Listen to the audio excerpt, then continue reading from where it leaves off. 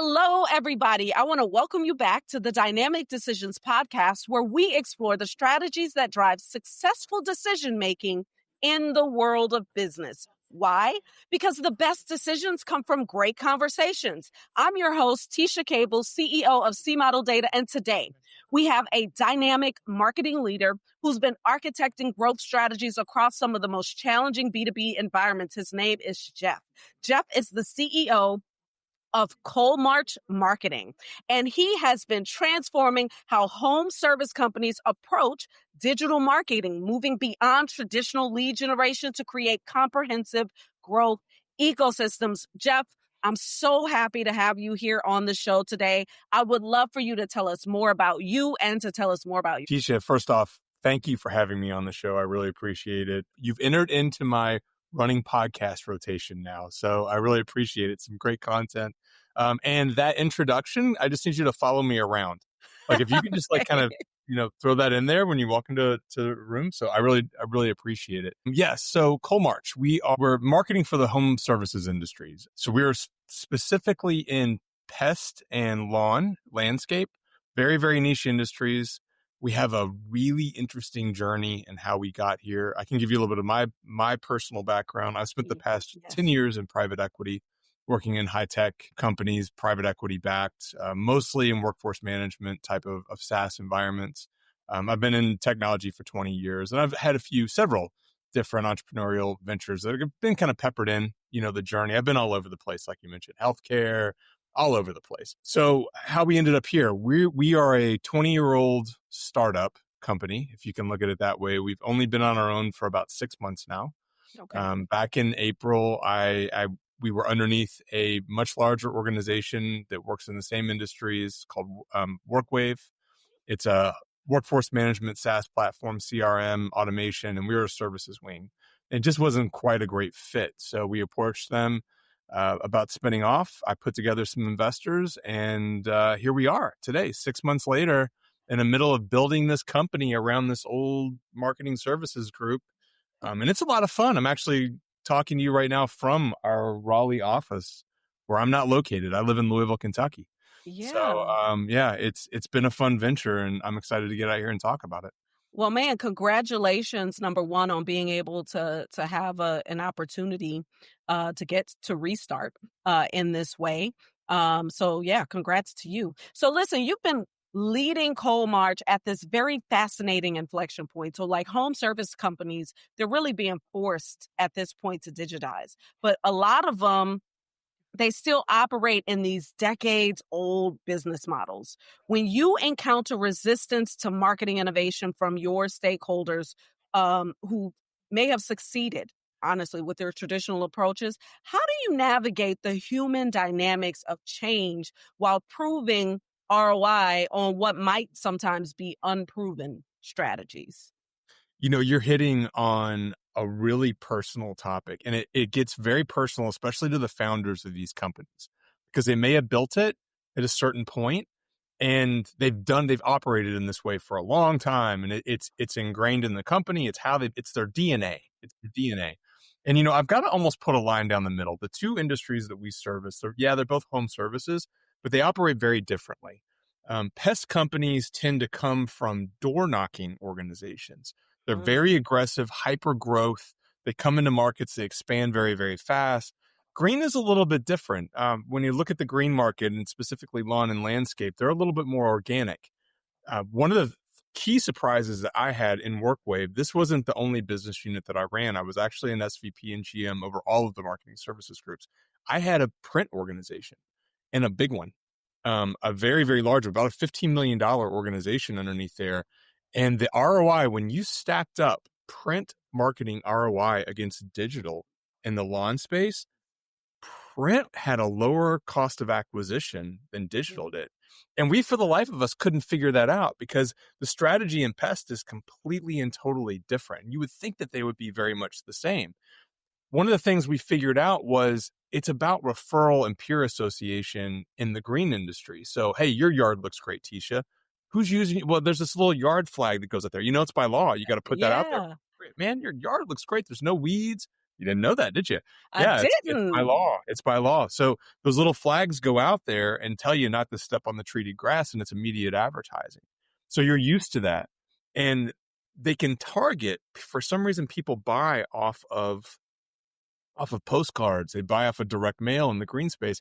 No one wants to advertise that they've got fleas or bed bugs or spiders in their house. Like, you don't want a sign out there saying, "Hey, it's been treated.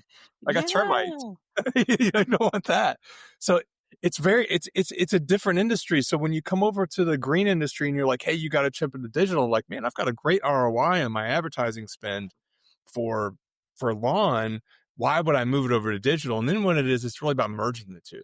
So how do we figure out that buyer journey? Because today you're saying, "Hey, I mailed to this guy and they bought." So that's definitely the conversion point. Well, you and I know they may have seen a billboard or some emails and gotten some text, and there's a different journey that goes in. It's about attribution.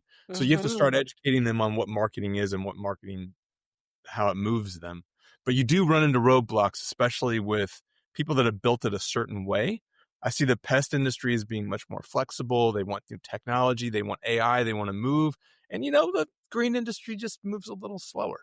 I don't know, just by Yeah. design. Well, shout out to the lawmaker who built in advertising in the law. Like, that's amazing. So, Right. super smart. I like it. I'm Right. like, It's state by state. It's not every state. But no, I yeah, get I it. think in our states it is. That's pretty cool. Okay. So the home services market in itself, it is fragmented, right? It's incredibly fragmented. You got local players competing against venture-backed aggregators. You've got the private equity roll-ups. How do you architect marketing strategies that help smaller operators to compete when they don't have massive ad budgets, when they're the larger competitors that do? What type of decision-making framework guides your resource allocation when every single dollar counts? That's a really good question, and that's a very relevant question to the small guys. So our place in the market is not working with the Terminexes of the world. We don't go after and work with the Rent-A-Kills and the really, really big companies. We really do help the small guys. And when we call it mid-market, but they're really small businesses. They're 500K to 20 million. That's not huge compared to those big PE roll-up companies that are operating out there. So the first question is, where do you want to go when you're talking to these owners? What do you want out of your business? And if you want a lifestyle business and you just want to grow incrementally, we have clients that do that. They're not going to put a ton of dollars into it. But if you're telling me that you want a 10x, so we're in the process as a company of rolling out EOS, right? We're putting in Mm-hmm. traction and an entrepreneurial operating system, and it rolls up very well with a 10x mentality of where we want to go from the vision. Mm-hmm. You can't incrementally grow to 10x. You have to make big investments. So one of the things, we were working through a big client today. It's a really big client of ours. They're looking to grow 280% over the next 7 years, Mm-hmm. $30 million to $100 million, right? You can't take small swipes and do that. We looked at their ad budget on what they're spending on digital advertising, not branding, not print, not billboards. It is 10 to 11% of their overall gross, their gross income, like their Mm-hmm. revenue in the door. They're spending 10 to 11% just on digital advertising to do it, but it's resulting in about 18% year over year growth.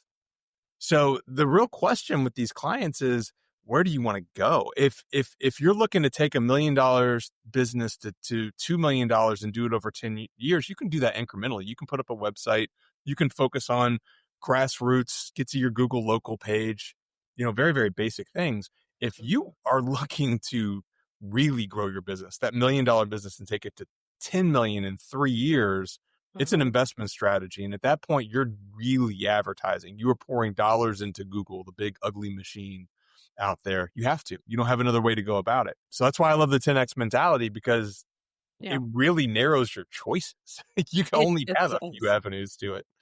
It does. And the approach you take is to ask it in that question. And we ask a very similar question too, which is we help actually to assess and identify, are you growing a sustainable growth business, or is this an exponential thing, right? Because one has a market that looks one way, and then a marketing strategy and a growth strategy that looks one way. And one is a completely different thing. So I'm glad that you're out in the world doing that. High five. High five to All you. right. Awesome. Okay, so you've got this background in identity verification and fraud prevention. And I know that that gives you a very specific, unique insight into customer trust dynamics.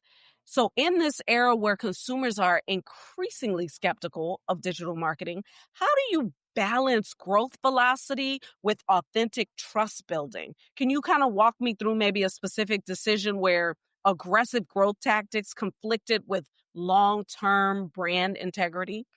Ooh, that's a really good point. You're digging way back into my resume right there. I don't, is that even still, that's EVS days. That's going way back into it. It's the good Yeah, that was stuff. fun. Identity, fraud prevention online, still a huge thing. Of course, it's morphed into multi-factor authentication and everything else nowadays, but that's a good question. I'll break it down to its basics.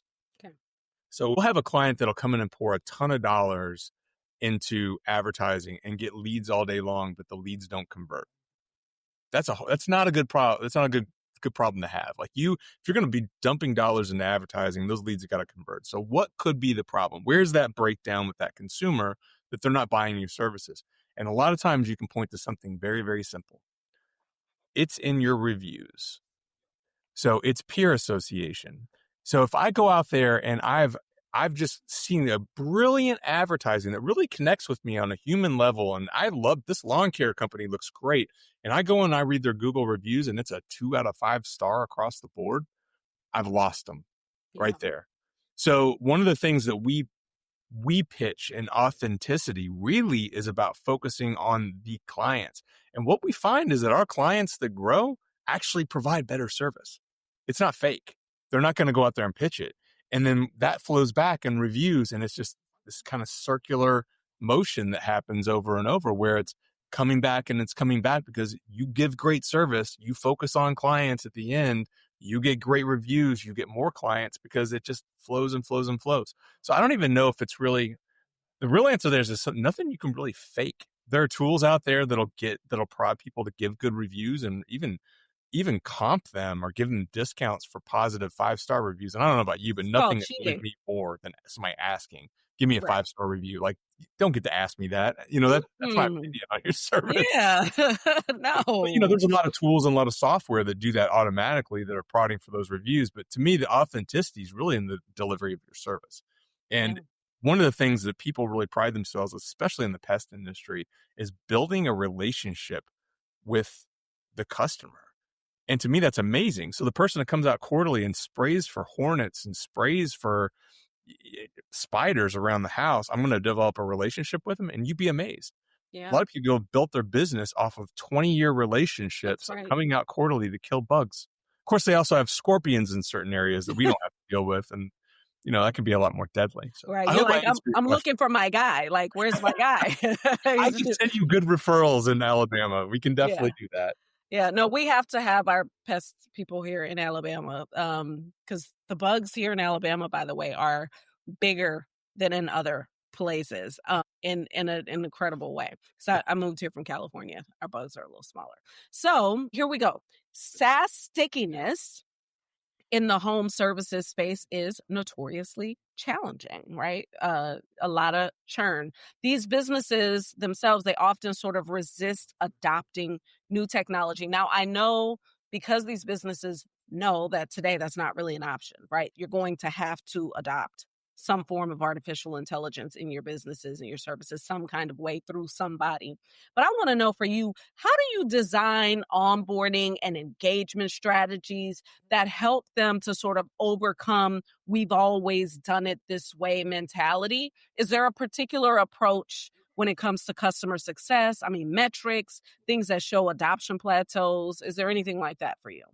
It's funny. There are two different areas you can look at this. I can kind of off of our experience. One is workforce management and getting the tools in there for workforce management. But another one, honestly, was a company I ran called Quantec. It was an ATS, applicant tracking system, hiring, HR, and we lived in really archaic industries. We lived in janitorial. We recruited janitors like that. You want to talk about one of the hardest jobs, one of the most unsung heroes of daily life, the Yes, people that indeed. go and they clean commercial buildings and keep them healthy. we saw a little Absolutely. bit in 2020. They become very important at that point in time. Yes. But we had to go to these companies that had been doing recruitment and hiring a certain way for a really, really long time. And when I walked into the company was kind of failing. It wasn't doing too well. I didn't realize till years later that I was a last ditch hire into this company. I was leading sales and marketing. I eventually took over as president and sold the company. But when I came into the company, we were trying to sell software to janitorial companies and strip firms. And we're Mm. just trying to sell software, right? You like walk in, here you go. And when we turned a corner, I brought in Mindy, absolute incredible implementer. And we had a 50% failure to launch. So we get people into that process and they come in and say, this doesn't fit the way that we operate. Mindy comes into the operation. She was like the Tasmanian devil. She comes in, looks just like, we're looking at this thing completely wrong. We need to be coming in there and training them to be a better hiring organization. If we can change the way that they operate, our system, one, fits, and two, they become better because of us. So it was no longer about software at that point. Then point we flipped it and we really were a technology out front, but we were transforming their businesses. So we even stopped talking about software. We did tons of webinars and podcasts and content we put out there. All we talked about was how do you become a better hiring organization? These are companies that had regularly 100% annualized front end turnover. And if you've ever looked at the stats on hiring and turnover and what it costs to replace, those costs were by far the highest that they had. So we started digging into retention efforts. We're like, it's not really hiring, it's the other side of it. How do you retain? And we started going through the whole hiring motion. Our software was just a piece of it. That's all it was. But that was really our trick. It wasn't really a trick. We came in and we tried to train our clients how to become better at what they were trying to do, which was actually hire. Using our software was just a piece of that journey. And I figured that's the same thing that we've seen in successful SaaS companies when they walk in the home services industry. You really shouldn't focus on trying to sell them your CRM. You should Mhm. focus them on training them how to be better at managing their relationships in this. Yeah. How are they going to operate better? And if you focus on that with your platform, everyone wins. I'm writing this down and I'm putting a big check next to it because I feel like you were just speaking to my soul just now, and that was really good. No, you were telling me in that moment something that I've been telling myself, but you just kind of made it much, much clearer and plain. I like it. Systems, the thing that everyone seems to forget, and one of the places where honestly in our industry we're pouncing right now. It's no secret that marketing agencies, we're adopting platforms. AI can do a lot of the work that's been done, and everyone's evolving in that way.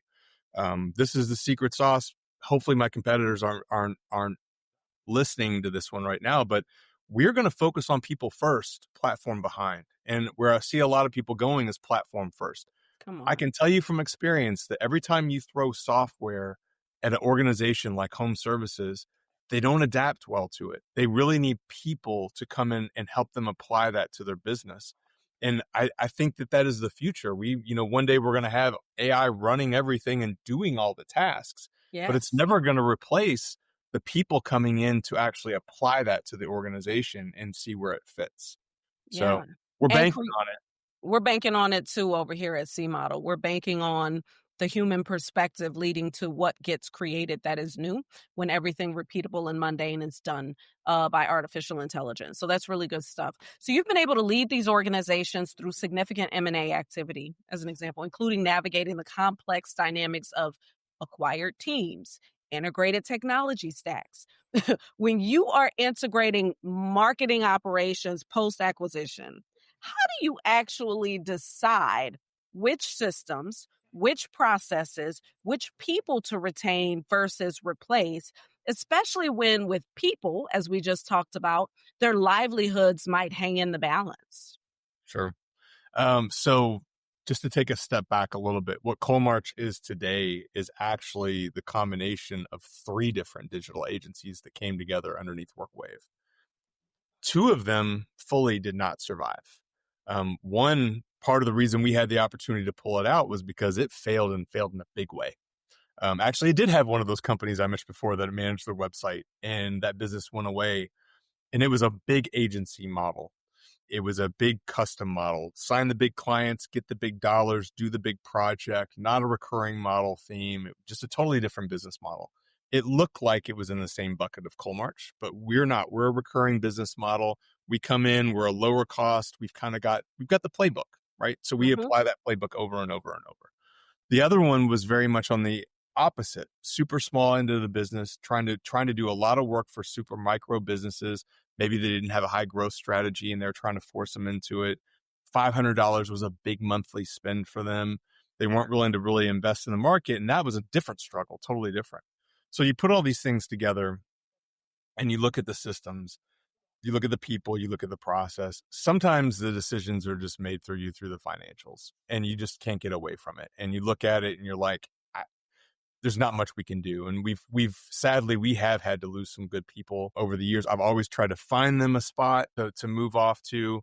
But you can't always avoid that when you're coming back and you're saying, okay, we're in a position where we've got to make decisions right now. We're looking for the people in the best cultural fit. So who really has the customer in mind first? Who has the passion, the capacity to move us forward? Who really understands where our fit is in the market? And that's where you're making the decision. Systems are a totally different decision. So I've learned my lesson. I've made the mistakes, Teasha. I've been through a few of them where we've implemented the cheapest and had to pull back. There's one with a big Z out there that I've had to pull back a couple times. It's a full platform. I'm not going to name them, but you can probably guess. Everything kind of works, but not good enough, not quite integrated. And so we had a very unique opportunity in pulling out Coalmarch. We had this business services business unit that was running, and we lacked finance, HR, sales, marketing. We had to build that structure around us. And when we looked at it, we said, okay, we're going to go ahead and invest up front. Let's go build the right system with the platforms that we know. One of the biggest challenges that I've had is we're a marketing company. So the first instinct is, hey, we can build our own corporate marketing. We can do it on our platform. Mm-hmm. Immediate timeout. No. That's not what we do as a company. We work for home services companies. We don't need to be doing these things. We need to be investing in platforms and people that actually know how to service us. This is outsourced. And it sounds counterintuitive, but Mm-hmm. our platforms are not built for us. They're built for our clients. Mm-hmm. So we did things like, when we built our sales and marketing system, we went with HubSpot. I'm a Mm-hmm. big HubSpot fan. I love it. I think it does a great job in the market for our size of a company. It's perfect, but we Mm-hmm. would never use it for clients. Right. It's not, it Right. doesn't fit our client mold. That's Uh, right. so we kind of had that opportunity to come out, and some of the systems choices were easy. We were familiar with QuickBooks, even though we know it can't scale us to a certain point, but my team was already there. And I'm like, all right, we'll just plug and play. That's easy enough. Yeah. Other ones, we went out and looked at systems for HR. We're like, let's get a full HCM and let's get somebody that can work as an ASO right out the gate. So we went with Rippling, which is one of the Mm-hmm. big guys out there. So That's good. kind of got lucky. We kind of felt Yeah. like we could pick and choose, but I have had the failures over the past 20 years. I have made the wrong choices. So this go around, we're like, nope, we're going to stick with it right. We're not going to rip this thing out in 6 months. We're going to go ahead and choose correctly out the gate. Yeah, I think I really appreciate you transparently sharing the failure part because that's the part that most people won't share. So thank you. Thank you very much. All right, let's do this. Speaking of transparency, let's explore your decision-making style through our persona assessment. I'm going to give you 4 different approaches to complex marketing decisions. And after each one of them, you're going to tell me how much the way that I'm doing the questioning style resonates with your actual decision-making process. You're going to have a 0 to 100% scale. Now, the thing is, there are 4 questions and you only get 100% total. And no, you can't go 25, 25, 25, 25. That's no fun. Okay? I won't do that. Okay, Do I here consider them all first and then go back? No. No, sir, One at a you do time. not. No. My process has been broken once and I've now vowed to never let it happen All again. right, let's do So, this. Hey, so I'm nervous now. I don't yeah. know. All right, don't be nervous. It's fun. Here we go. The first one is called the feeler. It's a values-driven leader. So this persona considers the human impact of marketing decisions on customers, employees, and the broader community, balancing growth objectives with ethical responsibility. So the question is, when evaluating a high impact marketing initiative or technology implementation, I find myself asking, beyond the immediate business metrics, what are the ripple effects on the real humans this touches? If we implement this aggressive lead generation strategy, will it overwhelm our client's customer service team and ultimately harm their reputation with their customers? Are we helping some service businesses build authentic relationships with their communities? Or are we just optimizing for conversion rates that might erode trust over time? Even when investors or board members push for rapid user acquisition, I need to feel confident that we're strengthening the entire ecosystem, not just our own metrics. So, how much does approaching major marketing decisions through that human impact lens resonate with your leadership style? You're going to make me overspend on the first question. Okay. I don't know. I feel like I'm doing the Price is Right now. We're playing a game. Ooh, let's go. Okay. I'm going to sandbag a little bit on this one, but I'm going to put Okay. 40 on the first Okay. one. 40%. All right. You cannot move forward without these markets that we work in they're so connected. You burn a couple bridges and you shoot your foot in the entire market. They all know each other. So you cannot go in there thinking that I'm going to overshoot just for growth. It won't work. It will backfire in a year. That's good. That's good stuff. Okay, here's the next one. You ready? All right. It's called the planner. It's a strategic visionary. So this persona thinks in interconnected systems, considering how today's marketing decisions will compound across multiple market cycles and competitive scenarios. So the question is, when making strategic marketing decisions, I ask myself, how will this choice position us across multiple future scenarios we can't fully predict? If economic pressure forces home services companies to consolidate further, will our current customer portfolio and technology investments make us an acquisition target or leave us vulnerable? How will AI and automation reshape both customer expectations and operational capabilities over the next decade? I need to design marketing strategies that create optionality, approaches that strengthen our competitive position regardless of which specific future unfolds, rather than optimizing for just one likely scenario. So, how much does the systems thinking scenario planning approach drive your strategic marketing decisions? Pretty much my daily move right there, Teasha. This isn't fair. I take back my first answer. You're making me spend everything. Okay. Oh, I've only got 60 left. You've only got 60 to work with, and you still got two more after this. Two more after that. So part of this is evaluating my decision making for the future, isn't it? Just to see how I spend up front. Yeah, I'm getting you. All right, let's say I'm gonna keep a little bit in the bank here. I'm gonna put 20 onto this one. Okay.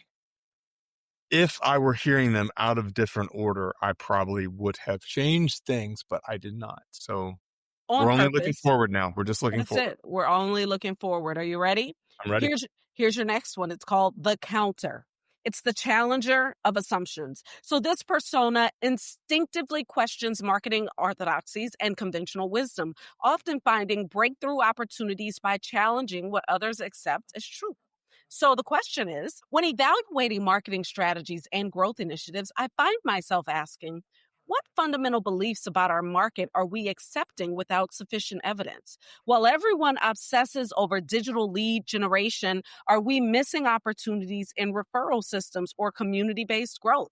What if the traditional SaaS playbook actually inhibits authentic relationship building in relationship-driven industries? I tend to examine why certain marketing approaches became best practices and whether our unique position allows us to succeed by deliberately doing the opposite of what competitors take for granted. How much does that assumption challenging, contrarian, questioning style influence your marketing innovation? These are great questions. Like these are whole podcasts on to themselves. Like, You know? insanity here. All right. So we have to think about these things nonstop in a contrarian way. my biggest question is what happens when Google no longer has 99% of this market? And you see Mm. it coming. So we think about it all the time. However, knowing that I only have one question after this, and I'm actually presenting for two questions when I answer and give you on this one. Okay. I'm going to bet that your last question is really, really solid. And I'm going to put a 15 on that. So does that mean you're putting a 15 on this one? Okay. Yeah, because that would put me at a 25 on the last one guaranteed, Yeah. right? Yep. That's right.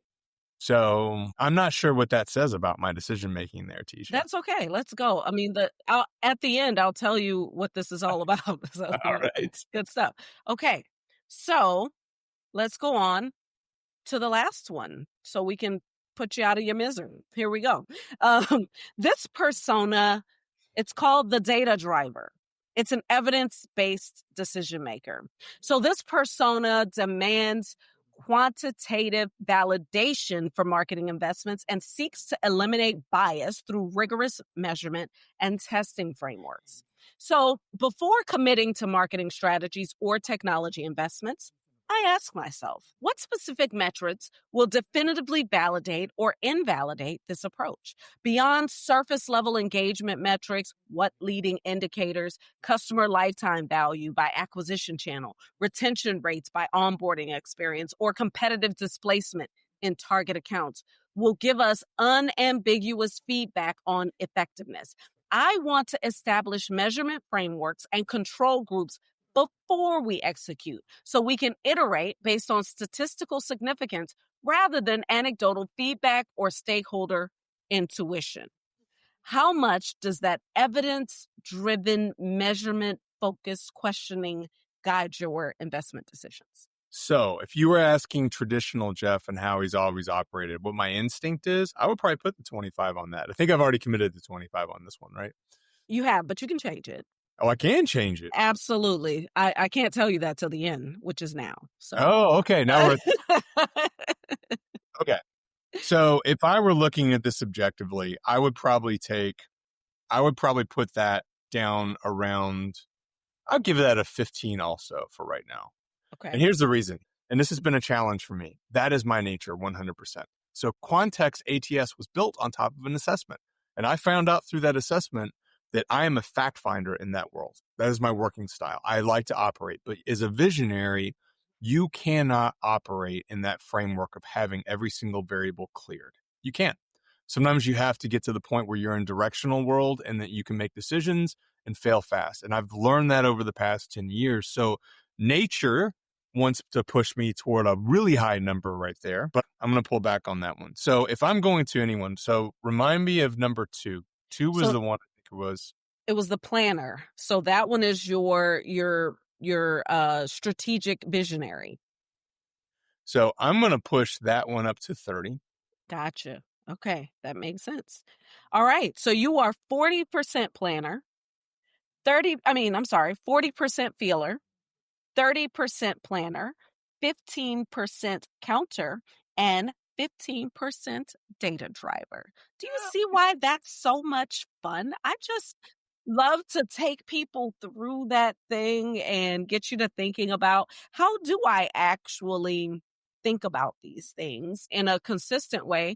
And what we don't recognize is that our teams, the people who we bring along the journey with us, need to understand how we think about things so that their ideas actually have an opportunity to find the light of day. And so I love doing that for that way too. So here we go. You've built marketing engines that really builds and drive growth across multiple industries, multiple business models. If you could share one counterintuitive insight about marketing leadership that challenges conventional wisdom, what would it be? Counterintuitive piece of insight about marketing specific. Yep, about marketing leadership. That Marketing, challenges conventional wisdom. Yes. branding is underdone. Branding is overthought by a Mm. lot of people. So branding happens by having very, very happy clients. And what I see Ooh. is that hyper growth doesn't start with branding. And a lot of times people think the exact opposite. They want to come in and shoot a really, really big sexy, flashy brand out there and then get people to jump on the bus. And the opposite tends to be true a lot of times. It's They not about just the name, the brand. Your brand will build with happy clients along the journey. And then once you get to a certain point where you've got recognition, can you focus on branding? He just told y'all how to not spend up all your money. Point.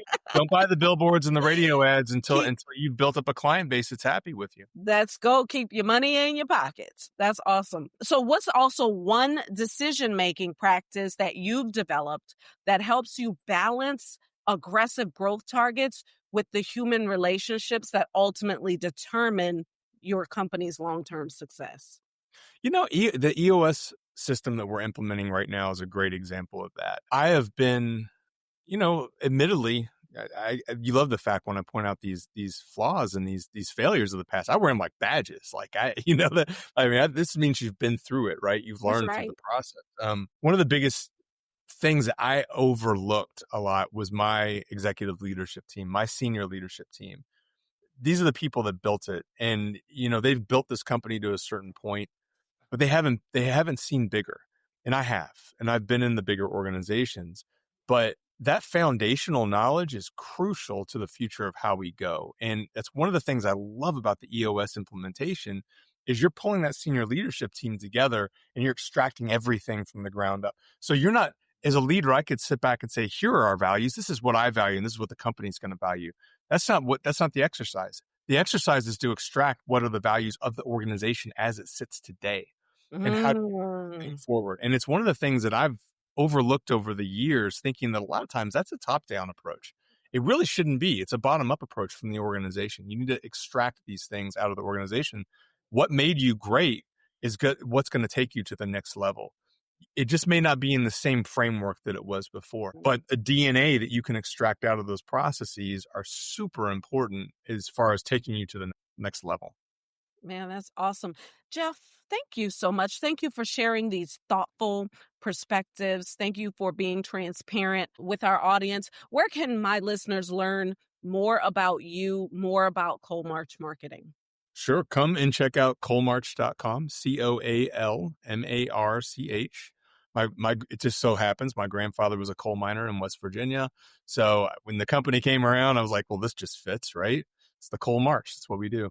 Check us out. We got a new website, hopefully launching in Q4. It will be coming out there, but you can contact us. We've got tons of content, webinars, everything. We're going to have Coalmarch University up pretty soon. If you happen to be in the pest and green industries, Teasha, I don't know how much value you're going to get out of the content.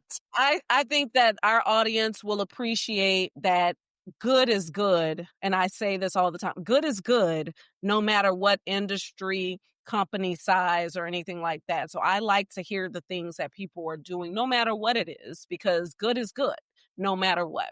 And to our listeners, I want to thank you for tuning in. Remember, the best decisions come from great conversations. If this episode sparked any new thinking about how you approach marketing strategy and leadership, please subscribe, rate it, share it with your network. Keep the conversation going on social media using Dynamic Decisions Podcast.